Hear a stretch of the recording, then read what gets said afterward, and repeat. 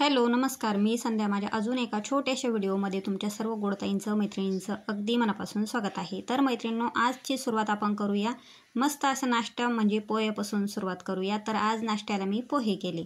त्याच्यानंतर त्यांनी नाश्ता केला, समर्थनी केला आणि ते चालले गेले. आज त्यांनी टिफिन वगैरे नेला नव्हता, फक्त नाश्ता केला आणि थोडंसं त्यांना पण बरं नाही आणि मला तर 15 दिवसापासून अजिबातच बरं नाही. तर इथं आहे आज आषाढी अमावस्या. कालच्या व्हिडिओमध्ये मी तुम्हाला दाखवलं का बाहेरचं सगळं काही साफसफाई केली होती, बाहेरचं छान असं आवरलं होतं, परंतु आतमधलं राहिलं होतं. आषाढ बाहेर काढावा लागतो, म्हणजे जुने लोक म्हणायचे की आखाड बाहेर काढत असता म्हणून. तर सुरुवात जाळ्यांपासून होत असती, म्हणजे जाळे काढावं लागतात अगोदर. तर मी देवाच्या रूमपासून सुरुवात केलेली आहे जाळे काढायला. देवाच्या रूममधले जाळे काढले, त्याच्यामधले किचनचे काढले, बेडरूमचे काढले, परंतु किचन आणि बेडरूम तुम्हाला दाखवलं नाही कारण व्हिडिओ खूप मोठा होईल आणि शक्यतो कंटाळ येतो व्हिडिओ बघायला. तर म्हणून मी इथं डायरेक्ट किचन याचे दाखवले, देवाच्या रूमचे, नंतर हॉलचे.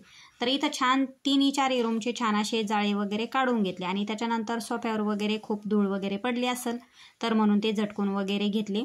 आणि तसे मी जाळे दर महिन्याला किंवा शनिवारी वगैरे काढतच असते, त्याच्यामुळे एवढी काही जाळे वगैरे होत नाही आणि एवढं काही खराब होत नाही. माझं ते महिन्याचं रुटीन आहे, अमावस्याला किंवा शनिवारी अशी जाळे काढतच असते.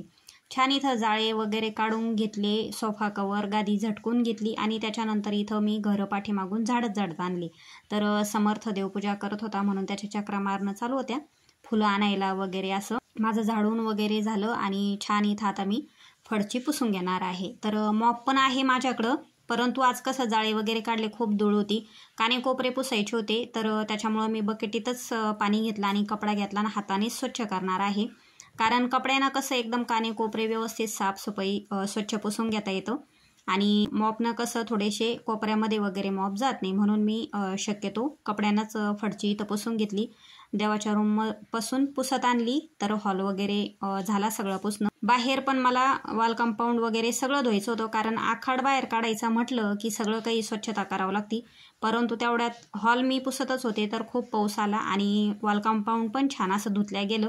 त्याच्यानंतर पाऊस उघडला, मी कपडे धुवून घेतले, मी स्वतः फ्रेश झाले, छान असं माझं आवरलं आणि त्याच्यानंतर मी इथं आता दीपपूजनाला सुरुवात करणार आहे. तर जेवढे माझ्याकडं दिवे होते, आता दिवे काही जास्तीचं नाही, नंददीप वगैरे 2-3 आहे, एक नवरात्रीचा मोठा आणि एक देवासमोर जो ठेवते मी नेहमी तो एक, आणि बाकीचा निरंजने वगैरे. तर मी ते नंददीप सगळे स्वच्छ घासून घेतले आणि घासून ठेवलेले असतात, त्याच्यामुळे ते काही खराब होत नाही. एकच नंददीप खराब झालेला होता, जो डिझाईनचा दिसतो ना तो आता मी लावत आहे, तोच खराब झालेला होता, ते घासून काढले.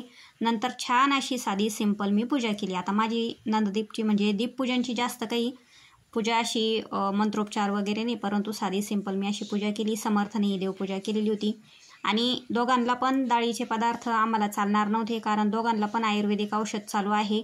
त्यांना विचारलं होतं स्वयंपाकाला काय बनवू, तर ते म्हटले साधे सिंपल काहीतरी बनव. म्हणून मी इथं छान अशी तांदळाची खीर बनवली आणि दोडक्याची भाजी बनवली. आता सण आहे, कोणी कोणी पुरण आणि वरणाचा पण स्वयंपाक करतं, परंतु मी नाही केला.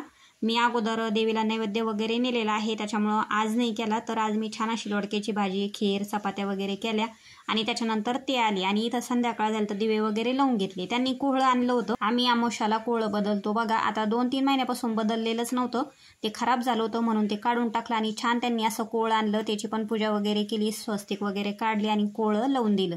त्यांची पण पूजा झाली, माझा स्वयंपाक झाला, कोहळं लावणं झालं त्यांचं आणि त्याच्यानंतर मी छान अशी एकीकडं गरम गरम भजे केले. त्याच्यानंतर मी देवाला नैवेद्य दाखवला आणि तेच नैवेद्याचं ताट मी घेतलं, त्याच्यात आणखीन थोडे भजे वगैरे घेतले. त्यांना पण जेवायला दिलं त्यांचं आणि समर्थ जेवण झालं. आता मी जेवणार आहे. तर चला मग आता तुम्ही सुद्धा जेवायला या आणि सबस्क्राईब करा. बाय.